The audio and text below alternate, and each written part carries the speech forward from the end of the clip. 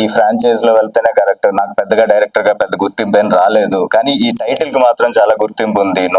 నన్నెవరు గుర్తుపట్టరు, కానీ ఆగాంగ్ రేపు అంటే ఆ ఫిలిం ని, ఆ సిరీస్ ని గుర్తుపడతారు. సో ఆ టైటిల్ తో వెళ్దామని నేను ఒక కాన్సెప్ట్ అనుకుని చేయడం జరిగింది. అఫ్ కోర్స్ ఇది ఒక అన్కన్వెన్షనల్ కాన్సెప్ట్ అయినా సరే ధైర్యం చేశారు.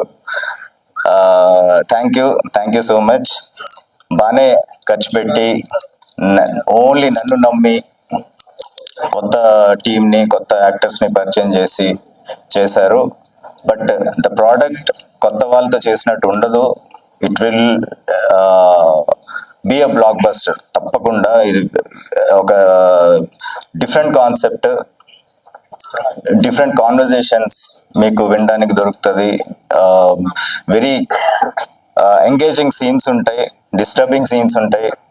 సో ఫస్ట్ ఆఫ్ ఆల్ నేను తను ఎక్కువ మాట్లాడేస్తాను, later I talk about it.